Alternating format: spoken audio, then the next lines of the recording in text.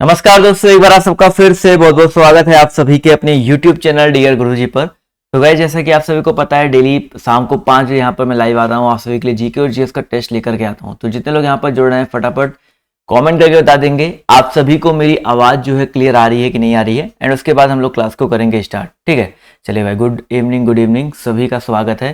साथ ही साथ दोस्तों, अगर आपने अभी तक हमसे टेलीग्राम पर नहीं जुड़े हैं तो फॉर फ्री पीडीएफ आप लोग टेलीग्राम से जरूर जुड़ जाएं।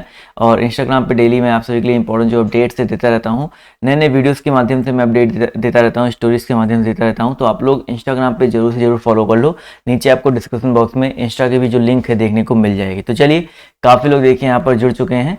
और इसके अलावा आप सभी को पता ना कि अनअकैडमी पे भी मेरी जो क्लासेस आजकल चल रही हैं, तो आप लोग अनअकैडमी पे भी मेरी क्लासेस जो है ज्वाइन कर सकते हैं। सिंपली आपको अनअकैडमी का लर्निंग ऐप डाउनलोड करना है, वहाँ पे मुझे जाकर के फॉलो करना है, और सिंपली क्या करना है आप सभी को, वहाँ पर आप सभी को ये हमारा इनवाइट कोड है डियर गुरुजी, इस इनवाइट कोड की मदद से जो है आप लोग हमसे आकर के जुड़ सकते हैं। अब देखो, इस कोड का यूज करने से क्या फ़ायदा मिलेगा, आप लोग मेरी क्लासेस को बिल्कुल फ्री में देख पाओगे, आपको कोई चार्ज नहीं करना होगा। और अगर आप लोग प्लस पे जुड़ना चाहते हो, UPSSC UPPCS ऐसे किसी भी कैटेगरी में जाना चाहते हैं, तो आप लोग जो है इन कोड्स की मदद से जो है आप लोग वहाँ पर जाकर के जुड़ सकते हैं, वहाँ पर जाकर के उन क्लासेस को देख सकते हैं। ठीक है, तो इस कोड को यूज करना मत भूलिएगा, इससे आपको अच्छा खासा डिस्काउंट भी देखने को मिल जाएगा। तो चलिए, काफ़ी लोग देखिए यहाँ पर जुड़ चुके हैं, तो बढ़ते हैं आज के पहले क्वेश्चन की तरफ। तो आज का जो पहला क्वेश्चन है आपके सामने ये रहा, ध्यान से देखिएगा और सभी लोग जवाब दीजिएगा। चांदी में हवा की किसकी उपस्थिति के कारण जो है, चांदी हवा में किसकी उपस्थिति के कारण संक्षारित हो जाती है। क्वेश्चन नंबर फर्स्ट है, सभी लोग इसका जवाब जो है देते हुए चलिएगा। तो भैया यहाँ पर जो करेक्ट आंसर आपका क्या हो जाएगा, तो भाई यहाँ पर देखिए, जो इसका जो करेक्ट आंसर है आपका हो जाएगा हाइड्रोजन सल्फाइड। यह तो धातु को अपने मूल अस्तित्व में बदलने की प्रवृत्ति जो है वो अयस्क से निकाली गई है। अब यहाँ पर चांदी की बात हो रही है, तो चांदी जो है धातु मुख्य रूप से अपनी सल्फाइड जो अयस्क होता है उसके कारण जो है बेसिकली चमकदार दिखती है, आप ऐसे कर सकते हो। तो यहाँ पर पूछा गया है हाइड्रोजन सल्फाइड की उपस्थिति के कारण जो है संक्षारित हो जाती है। अगला क्वेश्चन देखिए आपसे यहाँ पर क्या पूछा गया, ध्यान से देखिएगा। निम्नलिखित में से कौन सा रेडियोधर्मी तत्व है, क्वेश्चन में आपके यहाँ पर 2 है, इसका जवाब देंगे। निम्नलिखित में से कौन सा रेडियोधर्मी तत्व है, 2 नंबर प्रश्न है, सभी लोग जवाब जो देते हुए चलेंगे। तो 2 नंबर क्वेश्चन का जो करेक्ट आंसर आपका क्या हो जाएगा, जवाब देखिए आना शुरू हो गया है। तो यहाँ पर रेडियोधर्मी तत्वों की अगर हम बात करते हैं तो यहाँ पर यूरेनियम, बिल्कुल सही बात है सर। अगर हम बात करते हैं यूरेनियम के बारे में, तो यूरेनियम आपका एक रेडियोधर्मी तत्व है। अगला क्वेश्चन देखिए आपसे यहाँ पर क्या पूछा गया, ध्यान से देखिएगा। संवैधानिक उपचारों का अधिकार, इस प्रश्न को सभी लोग देखिएगा और सभी लोग जवाब देने का प्रयास कीजिएगा। संवैधानिक उपचारों का अधिकार किसके तहत आता है। चलिए भाई, क्वेश्चन में आपके यहाँ पर देखिए 3 दिया गया है और काफी सारे लोग यहाँ पर देखिए जवाब दे रहे हैं। वेरी इंपॉर्टेंट क्वेश्चन है, तो उससे याद रखिएगा संवैधानिक उपचारों का अधिकार जो है ये किसके अंतर्गत आता है, ये बेसिकली किसने दिया था, कई बार आपके पेपर में ये भी आता है। चलो पहले आप बात कर लेते हैं किसके अधिकार किसके अंतर्गत आता है, तो ये मौलिक अधिकार के अंतर्गत आता है। ठीक है, किसके अंतर्गत भाई, मौलिक अधिकार के अंतर्गत आता है। अनुच्छेद 32 आपने सबने पढ़ रखा होगा ना, संविधान की आत्मा भी कहा जाता है। इसको संविधान की आत्मा जो है किसने कहा है, भीमराव अम्बेडकर जी ने कहा है, तो ये चीज याद रखिएगा। अगला क्वेश्चन देखिए आपसे यहाँ पर क्या पूछा गया है, निम्नलिखित में से किस पाचन अंग में अम्ल होता है। वेरी इंपॉर्टेंट क्वेश्चन है, इसका बताते हुए चलिएगा। निम्नलिखित में से किस पाचन अंग में क्या होता है भाई, आपका अम्ल होता है। जवाब देखिए धीरे धीरे यहाँ पर आना शुरू हो गया है। वेरी इंपॉर्टेंट क्वेश्चन है, जवाब देखिए यहाँ पर बिल्कुल सही आ रहा है। तो भाई यहाँ पर हम बात करते हैं अम्ल के बारे में, तो यहाँ पर अमाशय, छोटी आंत, अपेंडिक्स और कोलन, इन सब में अगर देखा है तो आपका जो ऑप्शन नंबर ए दिया गया अमाशय, ये पहले भी आपको पढ़ाया जा चुका है। अमाशय में जो आपका अम्ल होता है, इसको याद रखिएगा। अगला क्वेश्चन देखिए आपसे यहाँ पर क्या बोला गया है, ध्यान देखिएगा। पाक जल डमरू मध्य तथा मन्नार की खाड़ी द्वारा निर्मित तंग समुद्री जलमार्ग के कारण इनमें से कौन सा देश भारत से अलग स्थित है। 5 नंबर क्वेश्चन है, इसका जवाब जो है देते हुए चलिएगा। पाक जलडमरू मध्य, देखिए आपका यहीं तक क्लियर हो जाता है भाई, जब भी पाक जलडमरू मध्य आए और मन्नार की खाड़ी आ जाए, इनके द्वारा जो आपका बांग्लादेश नहीं भाई, श्रीलंका। ठीक है, बहुत ही सिंपल सा क्वेश्चन था। श्रीलंका देश जो है भारत से अलग किया गया है। तो जितने लोग यहाँ पर ऑप्शन नंबर सी जवाब दे रहे हैं वो लोग यहाँ पर बिल्कुल करेक्ट हो जाएंगे, आसान क्वेश्चन था। अगला क्वेश्चन देखते हैं आपसे यहाँ पर क्या पूछा गया है। इस प्रश्न को देखिए और सभी लोग जवाब देने का प्रयास कीजिए। निम्नलिखित में से कौन सा रेशा सबसे ज्यादा मजबूत या सबसे मजबूत प्राकृतिक रेशे के रूप में जाना जाता है। चलिए भाई, देखते हैं कितने लोग इसका जवाब देते हैं। निम्नलिखित में से कौन सा रेशा सबसे मजबूत प्राकृतिक रेशे के रूप में जाना जाता है। जवाब देखिए यहाँ पर आना शुरू हो गया है। तो क्वेश्चन नंबर हम बात करते हैं 6 के बारे में, तो 6 नंबर प्रश्न का जो करेक्ट आंसर आपका हो जाएगा रेशम। रेशम की अगर हम बात करें तो ये रेशा जो है सबसे मजबूत प्राकृतिक रेशे के रूप में जाना जाता है। तो ऑप्शन नंबर जितने लोग डी जवाब दे रहे हैं वो लोग यहाँ पर बिल्कुल करेक्ट हो जाएंगे। अगला क्वेश्चन देखिए आपसे यहाँ पर क्या पूछा गया, ध्यान से देखिएगा। प्रकाशीय फिल्टर का उद्देश्य बताइए क्या है। क्वेश्चन वर्ब का यहाँ पर साथ दिया गया है। प्रकाशीय फिल्टर का उद्देश्य जो है आपका क्या है। चलिए भाई जवाब देखिए यहाँ पर आना शुरू हो गया है। तो अगर हम बात करते हैं प्रकाशीय फिल्टर के बारे में, देखिए आप यहाँ पर सभी लोग प्रकाश जवाब जो है देते हुए चलेंगे आप लोग भी। तो इसका उद्देश्य होता है विभिन्न रंगों के प्रकाश का संचारण करना या समावेशन। ये जो प्रकाशीय फिल्टर होता है या ऑप्टिकल फिल्टर इसको कह सकते हैं, या ऐसे उपकरण होते हैं जो मतलब विभिन्न प्रकार के रंगों के प्रकाशों का संचरण करते हैं या समावेशन करते हैं। तो ऑप्शन नंबर जितने लोग डी जवाब दे रहे हैं वो लोग यहाँ पर बिल्कुल करेक्ट हो जाएंगे। अगला क्वेश्चन देखिए आपसे यहाँ पर क्या पूछा गया, ध्यान से देखिएगा। पूछा गया आपसे यहाँ पर कि जीसस ने मरणोपरांत पुनः जीवन धारण किया था, यह क्या कहा जाता है। बताइए सर जी। आपको पता है शुक्रवार को उनको जो है सूली पर लटकाया गया था जीसस को, उसके बाद रविवार को उन्होंने पुनर्जन्म लिया था। तो इसको क्या कहा जाता है, पुनर्जन्म। काफी लोग यहाँ पर देखिए ऑप्शन नंबर ए जवाब दे रहे हैं पुनर्जन्म। तो यहाँ पर जितने लोग ऑप्शन नंबर ए जवाब दे रहे हैं वो लोग यहाँ पर बिल्कुल करेक्ट हो जाएंगे। अगला क्वेश्चन देखिए आपसे यहाँ पर क्या पूछा गया है, ध्यान देखिएगा। ओजोन जिन शक्तिशाली विकिरणों को सोख कर जीव मंडल को सुरक्षा प्रदान करता है उन्हें क्या कहते हैं। ओजोन जो है किससे हमारी रक्षा करता है, आप लोग बताओ। बस आपसे सिंपल सा पूछा गया है कि ओजोन किन किरणों से जो है हमारी रक्षा करता है, तो पराबैंगनी किरणों से। ठीक है, अब पराबैंगनी किरणों को हम लोग क्या बोलते हैं, अल्ट्रावायलेट किरण। जो आपका यूवी दिया गया ना, यूवी अल्ट्रावायलेट, यूवी का मतलब क्या होता है, अल्ट्रावायलेट किरणें। तो इनसे जो है हमारी रक्षा करता है, इसको जो है याद रखिएगा, वेरी इंपॉर्टेंट क्वेश्चन है। अगला क्वेश्चन देखिए आपसे यहाँ पर क्या पूछा गया है, 10 के बाद 11 नंबर क्वेश्चन। बिरजू जी महाराज किस विधा के सुप्रसिद्ध प्रतिपादक हैं। बिरजू महाराज किस विधा के सुप्रसिद्ध प्रतिपादक है, 11 नंबर क्वेश्चन है। सभी लोग जवाब जो है देते हुए चलिएगा। तो भाई बिरजू महाराज की अगर हम बात करते हैं तो उसको याद रखिए कथक। ठीक है, कई बार आपको बताया जाएगा कथक नर्तक के शास्त्रीय गायक भी कह सकते हैं आप लोग। तो यहाँ पर ऑप्शन नंबर जितने लोग बी जवाब दे रहे हैं वो लोग यहाँ पर बिल्कुल करेक्ट हो जाएंगे। बिरजू महाराज जी को 1996 ईस्वी में, याद रखिएगा 1996 में कौन सा पुरस्कार, सॉरी 1986 में, 86 नहीं 96 में पद्म विभूषण से भी सम्मानित किया जा चुका है। ठीक है, चलिए अगला क्वेश्चन देखिए आपसे यहाँ पर क्या पूछा गया कि पृथ्वी के वायुमंडल की अनुपस्थिति में आकाश कैसा प्रतीत होगा। अगर पृथ्वी का जो वायुमंडल है उसकी अनुपस्थिति में आकाश जो है कैसा प्रतीत होगा, तो दोस्तों याद रखिएगा काला। मैं आपको बताया था ना, कई बार आपको बताया, वायुमंडल की अनुपस्थिति में जो आकाश है वो काला प्रतीत होगा, या आप लोग अंतरिक्ष से देखोगे तो भी आपको काला ही दिखाई देगा। तो ऑप्शन नंबर जितने लोग डी जवाब दे रहे हैं वो लोग यहाँ पर बिल्कुल करेक्ट हो जाएंगे। अगला क्वेश्चन देखिए आपसे यहाँ पर क्या बोला गया है, क्योंकि वायुमंडल जब अनुपस्थित रहेगा तो प्रकाश का प्रकीर्णन नहीं होगा, तो प्रकाश का प्रकट नहीं होगा तो भाई काला ही दिखाई पड़ेगा। अगला क्वेश्चन देखिए आपसे यहाँ पर क्या पूछा गया है कि भारतीय राष्ट्रीय कांग्रेस की प्रथम महिला अध्यक्ष कौन थी। देखो यहाँ पर भारतीय राष्ट्रीय कांग्रेस की प्रथम महिला अध्यक्ष पूछा गया है, तो सिर्फ महिला अध्यक्ष पूछा जाए तो एनी बेसेंट। अगर प्रथम भारतीय महिला अध्यक्ष पूछा है तब सरोजिनी नायडू पे टिक करना है। ये चीज में लोग बहुत बार गलती करते हैं।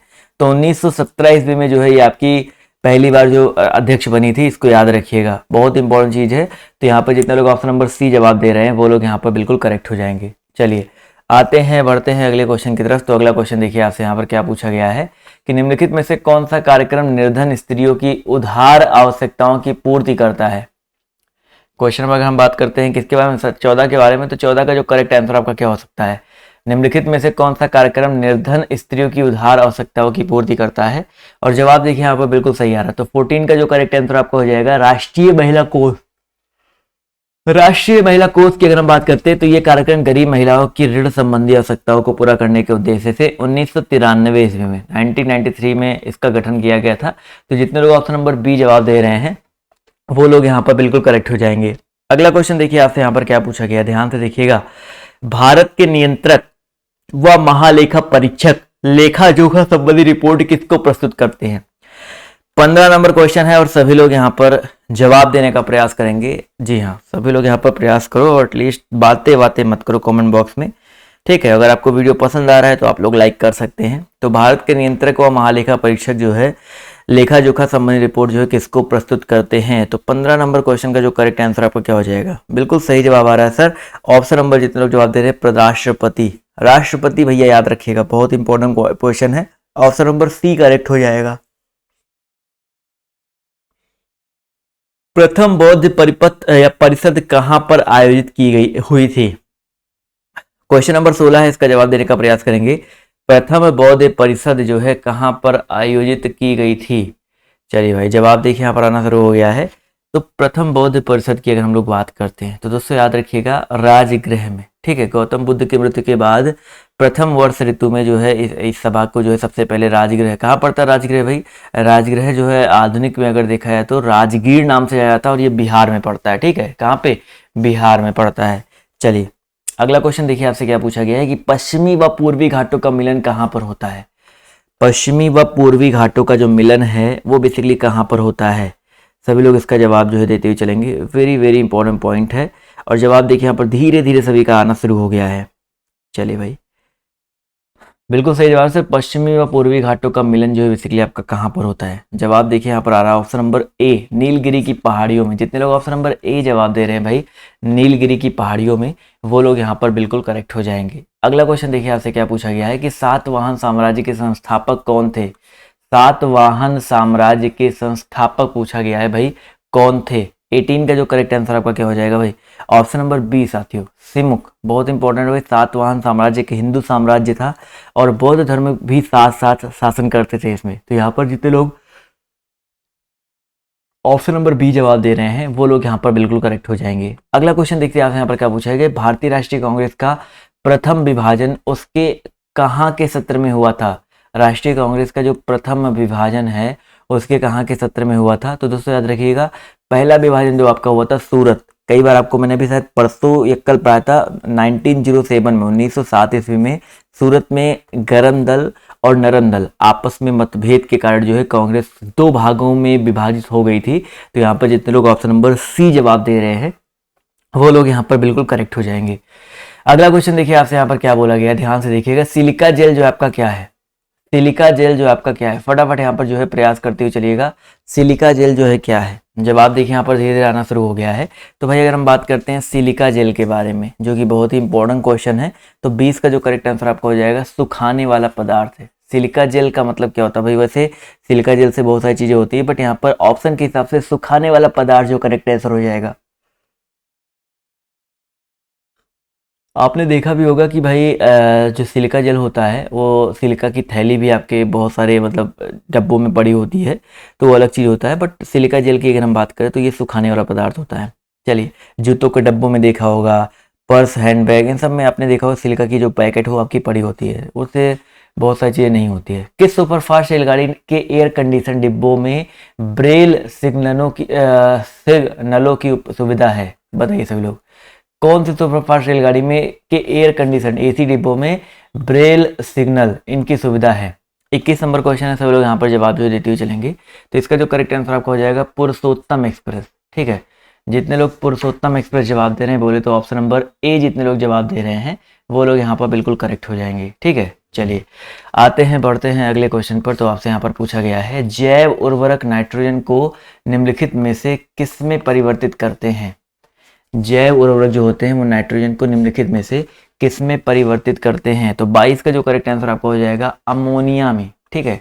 जो जैव उर्वरक होते हैं वो नाइट्रोजन को अमोनिया में NH3 जितने लोग जवाब दे रहे हैं ऑप्शन नंबर बी, वो लोग यहाँ पर जो है बिल्कुल करेक्ट हो जाएंगे। क्लियर है?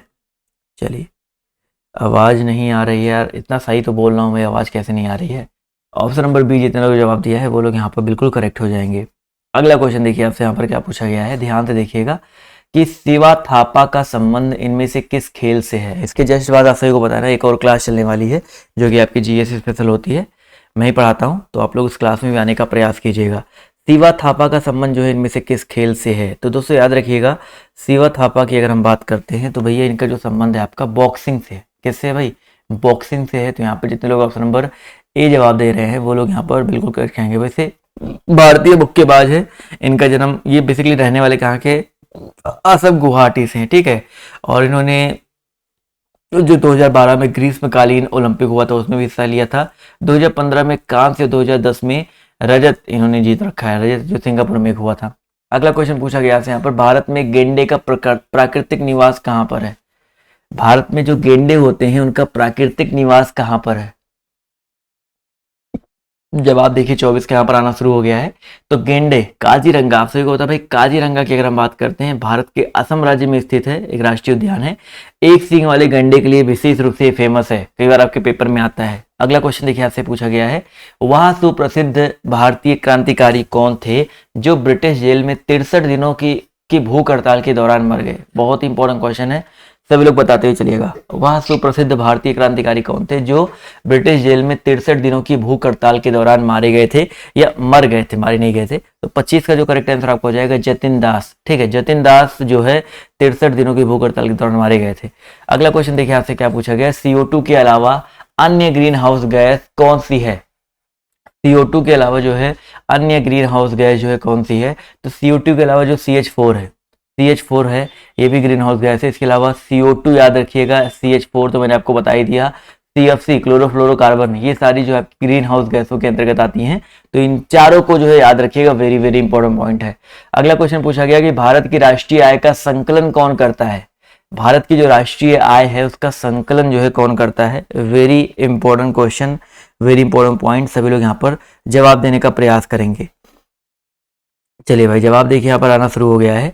तो अगर हम बात करते हैं भारत की राष्ट्रीय आय का संकलन जो है कौन करता है, तो 27 का जो करेक्ट आंसर आपका क्या हो जाएगा, ऑप्शन नंबर डी हो जाएगा, केंद्रीय सांख्यिकी संगठन। ठीक है, केंद्रीय सांख्यिकी संगठन करता है।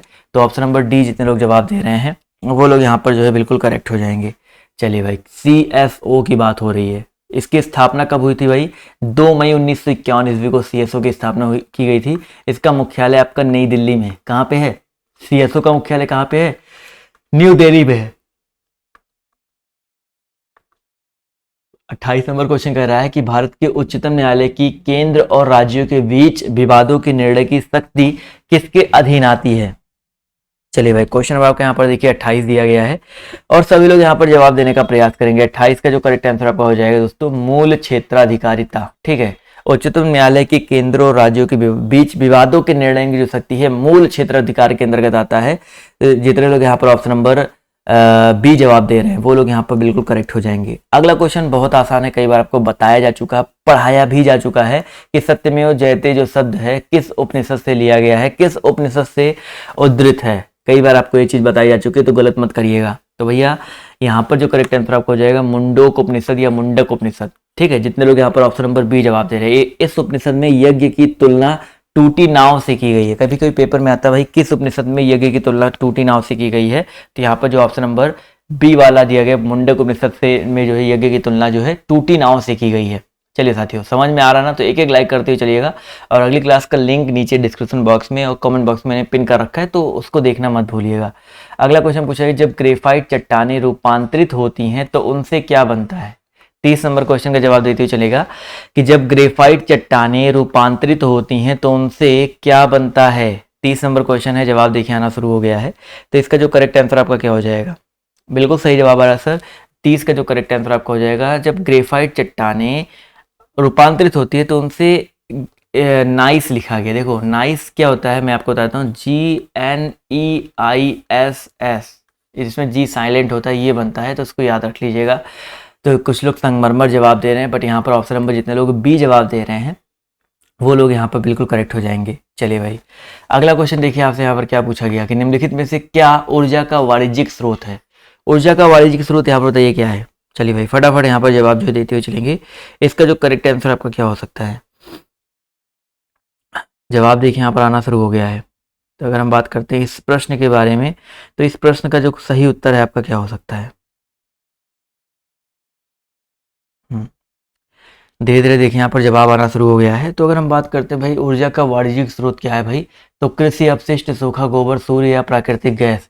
तो 31 का जो करेक्ट आंसर आपका हो जाएगा प्राकृतिक गैस। ऊर्जा का वाणिज्यिक स्रोत कह सकते हैं आप लोग इसको, प्राकृतिक गैस। तो ऑप्शन नंबर जितने लोग ऑप्शन नंबर जवाब दे रहे हैं डी वाला, वो लोग यहाँ पर बिल्कुल करेक्ट हो जाएंगे। क्लियर है। चलिए साथियों, आते हैं अगले क्वेश्चन की तरफ। तो अगला क्वेश्चन देखिए आपसे यहाँ पर क्या पूछा गया है कि पश्च बंकन सप्लाई वक्र का संबंध किस बाजार से है।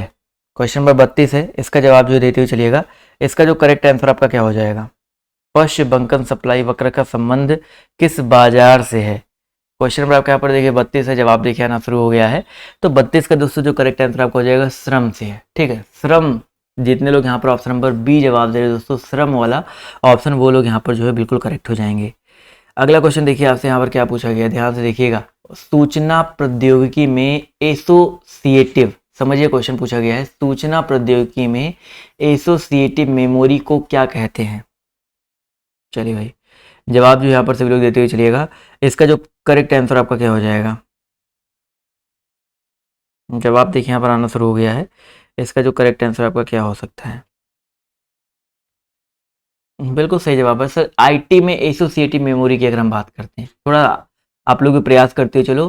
कंटेंट एड्रेसेबल मेमोरी क्या होता है भाई, कंटेंट एड्रेसेबल मेमोरी जो है कहा जाता है सूचना आईटी में, सूचना प्रौद्योगिकी में एसोसिएटिव मेमोरी को। ठीक है, क्लियर है सभी को। चलिए आते हैं, बढ़ते हैं अगले क्वेश्चन की तरफ। तो अगला क्वेश्चन देखिए आपसे यहाँ पर क्या पूछा गया है, ध्यान से देखिएगा और सभी लोग जवाब देने का प्रयास कीजिएगा। अर्धचालक में उपयुक्त विशुद्धताओं को मिलाने को क्या कहते हैं। चलिए भाई, इसका जवाब जो सभी लोग देते हुए चलिएगा। इसका जो करेक्ट आंसर आपका क्या हो जाएगा, क्वेश्चन नंबर आपको यहाँ पर 34 दिया गया है और जवाब देखिए बिल्कुल सही आ रहा है। तो 34 नंबर क्वेश्चन का जो करेक्ट आंसर आपका क्या हो सकता है, option number A B C D. तो यहाँ पर स्नेहत, देखिए भाई, अर्धचालकों में मिलाए जाने वाली जो उपयुक्त विशुद्धताएं होती हैं उनको डोपिंग बोलते हैं, डोपिंग या स्नेहत। इसको याद रखें, डोपिंग बोलो या स्नेहत बोलो एक ही होता है। डोपिंग एक ऐसी प्रक्रिया है जिसके तहत अर्धचालक में विशुद्धियां मिलाकर उसके गुण में परिवर्तन किया जाता है। डोपिंग में सिलिकॉन और जर्मेनियम का प्रयोग जो है विशुद्धता के रूप, कई कई पेपर में आता है कि डोपिंग में जो किसका प्रयोग होता है विशुद्धता के रूप में, तो भाई किसका प्रयोग होता है डोपिंग में, सिलिकॉन का और जर्मेनियम का। क्लियर है, चलिए बहुत अच्छी बात है। अगला क्वेश्चन देखिए आपसे यहाँ पर क्या पूछा है कि क्योटो प्रोटोकॉल का संबंध किससे है। वेरी इंपॉर्टेंट क्वेश्चन है, क्योटो प्रोटोकॉल का संबंध जो आपका किससे है। 35 नंबर क्वेश्चन है, सभी लोग यहाँ पर जवाब जो है देते हुए चलिएगा। इसका जो करेक्ट आंसर आपका क्या हो जाएगा, चलिए भाई, जवाब देखिए यहाँ पर धीरे धीरे आना शुरू हो गया है। तो इस प्रश्न का जो सही उत्तर है आपका क्या हो सकता है,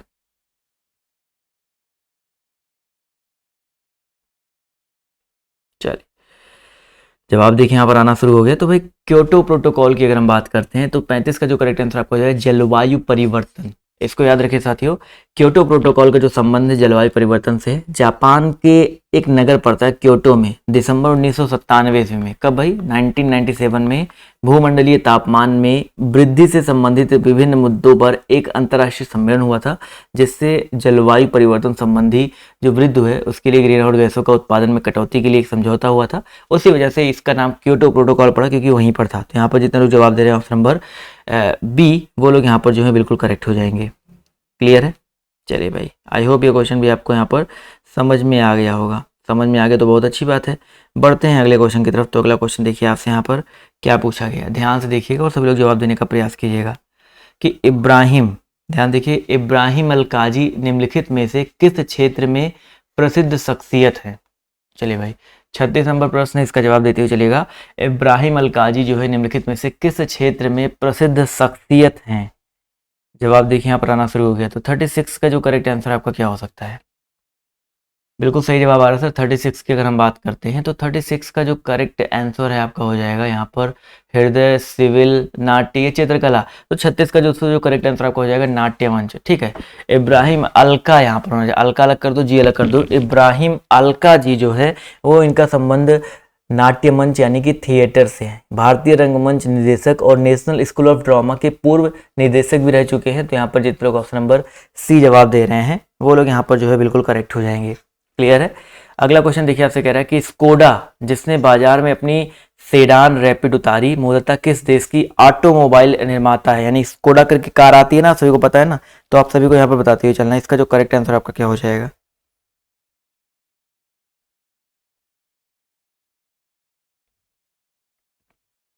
चलिए जवाब देखिए 37 का यहाँ पर आना शुरू हो गया है। तो 37 नंबर क्वेश्चन का जो करेक्ट आंसर आपका क्या हो सकता है, तो स्कोडा की अगर हम बात करते हैं तो 37 का जो करेक्ट आंसर आपका हो जाएगा चेक गणराज्य। बहुत ही अच्छी बात है, बहुत इंपॉर्टेंट क्वेश्चन है। तो जितने लोग चेक गणराज्य जवाब दे रहे हैं ऑप्शन नंबर डी, वो लोग यहाँ पर बिल्कुल करेक्ट हो जाएंगे। एक मिनट रुक जाइए, चलिए माफ कीजिएगा, अभी जवाब देते हैं। चेक गणराज्य जितने लोग जवाब दिए हैं वो लोग जो है यहाँ पर बिल्कुल करेक्ट हो जाएंगे। ठीक है, बहुत ही अच्छी बात है। अगला क्वेश्चन देखिए आपसे यहाँ पर क्या पूछा गया है, ध्यान से देखिएगा और सभी लोग जवाब जो है देने का प्रयास कीजिएगा। चलिए अगला क्वेश्चन पूछा गया है कि सत्रिय किस राज्य का शास्त्रीय नृत्य है। 38 नंबर क्वेश्चन, इसका जवाब देते चलिएगा।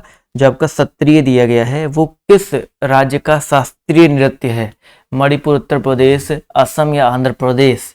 जवाब देखिए ऑब्वियस है, बहुत आसान प्रश्न है, तो यहाँ पर इतनी ज़्यादा दिक्कत नहीं होनी चाहिए सर क्वेश्चन का जवाब देने में। तो 38 का जो करेक्ट आंसर आपको हो जाएगा दोस्तों असम। ठीक है, सत्रिय जो है असम राज्य का शास्त्रीय नृत्य है। तो जितने लोग यहाँ पर असम जवाब दे रहे हैं वो लोग यहाँ पर बिल्कुल करेक्ट हो जाएंगे। चलिए साथियों, आते हैं बढ़ते हैं अगले क्वेश्चन की तरफ। तो अगला क्वेश्चन देखिए आपसे यहाँ पर क्या पूछा गया है, ध्यान से देखिएगा और सभी लोग जवाब देने का प्रयास कीजिएगा। पूछा क्या गया भाई, कैलाश का प्रसिद्ध सैल कटाई निर्मित मंदिर कहाँ पे स्थित है। बताइए, सैल कटाई, ये क्वेश्चन थोड़ा घुमा करके दिया गया, बट आई थिंक इसके बारे में आप लोग सभी ने पढ़ रखा हो पहले भी। कैलाश का जो मंदिर है, मतलब पत्थरों को काट करके, पहाड़ों को काट कर, सैल मतलब क्या होता है, पत्थर पहाड़ होते हैं ना, तो उनको काट करके निर्मित किया गया। तो कौन सा मंदिर है, चलो एक और हिंट देता हूँ। इसका निर्माण किसने, राष्ट्रकूटों ने करवाया था। राष्ट्रकूट नरेश कृष्ण प्रथम ने करवाया था। सभी लोग अब जवाब जो है देते हुए चलिएगा। इसका जो करेक्ट आंसर आपका क्या हो जाएगा।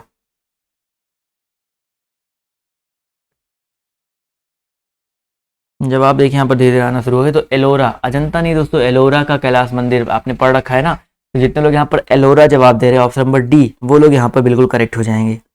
चलिए साथियों, आते हैं बढ़ते हैं अगले प्रश्न की तरफ। तो अगला प्रश्न देखिए आपसे यहाँ पर क्या बोला गया है कि यदि किसी राज्य के विधानमंडल में बजट गिर जाता है तो क्या होता है। क्वेश्चन आपके यहाँ पर देखिए, यदि किसी राज्य के विधानमंडल में बजट गिर जाए तो क्या होगा। 40 नंबर क्वेश्चन है और जवाब देखिए आना शुरू हो गया है। तो भाई यदि किसी राज्य के विधानमंडल में बजट अगर गिर जाता है तो ऑब्वियस सी बात है, मुख्यमंत्री सहित मंत्रिपरिषद को त्याग पत्र देना पड़ता है। ये चीज़ याद रखिएगा। 40 नंबर क्वेश्चन का जो, यदि किसी राज्य के विधानमंडल में बजट गिर जाता है तो ऐसी स्थिति में मुख्यमंत्री सहित समस्त मंत्रिपरिषद को त्याग पत्र देना पड़ता है। तो ऑप्शन नंबर जितने लोग सी जवाब दे रहे हैं वो लोग यहाँ पर बिल्कुल करेक्ट हो जाएंगे। चलिए साथियों, आते हैं अगले क्वेश्चन की तरफ। तो अगला क्वेश्चन देखिए आपसे यहाँ पर क्या पूछा गया है, निम्नलिखित में से किस अखबार का गांधी जी ने दक्षिण अफ्रीका में संपादन किया था। 41 का जवाब देते हुए चलिएगा। वेरी वेरी इंपॉर्टेंट, अभी मैंने इसको भी पढ़ाया है, अकेडमी वाली क्लास में इसको भी मैंने पढ़ाया है, तो गलत मत करिएगा। निम्नलिखित में से किस अखबार को गांधी जी ने दक्षिण अफ्रीका में संपादित किया था।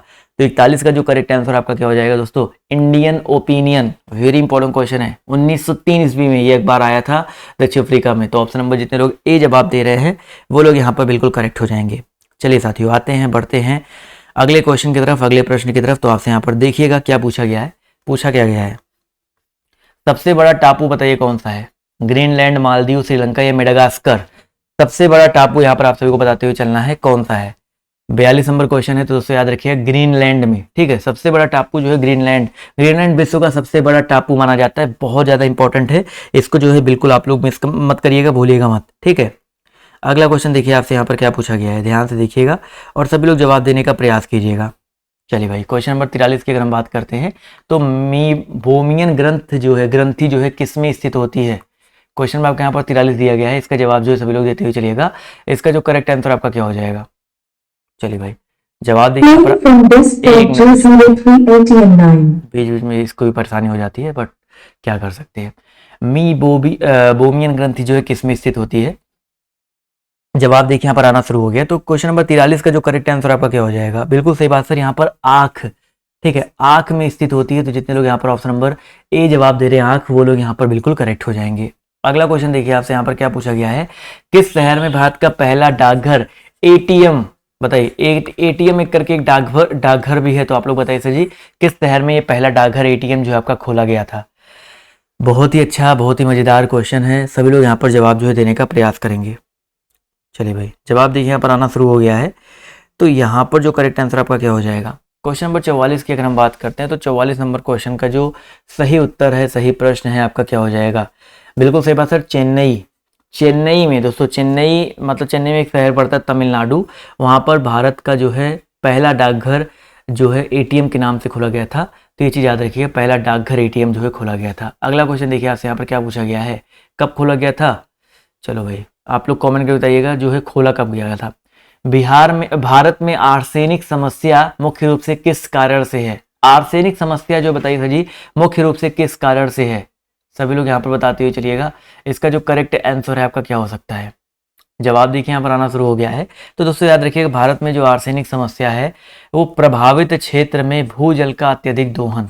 ठीक है, प्रभावित क्षेत्र में भूजल का अत्यधिक दोहन। ऑप्शन नंबर जितने लोग सी जवाब दे रहे हैं वो लोग यहाँ पर बिल्कुल करेक्ट हो जाएंगे। ठीक है, चलिए अगला क्वेश्चन पूछा गया, शरीर में श्वेत रक्त कणों का मुख्य कार्य क्या होता है। ये बाद जितने लोग जुड़ रहे हैं यहाँ पर, जितने लोग जुड़े हुए हैं, इसके जस्ट बाद भी एक क्लास होगी। कल क्लासेस संडे की वजह से थोड़ा कम चली थी, बट आज पूरी क्लासेस जैसे चलती थी वैसे ही चलेंगी। तो अभी जो है इसके बाद क्लास चलने वाली है, तो उस क्लास को जरूर लीजिएगा। ठीक है, तो इसके बाद जो है क्लास चलने वाली किसकी भाई, जर्नल साइंस की, सभी लोगों के लिए। दैनिक विज्ञान है, A to Z सभी वर्ग वालों के लिए चलाता हूँ क्लास वो, तो सब लोग आइएगा।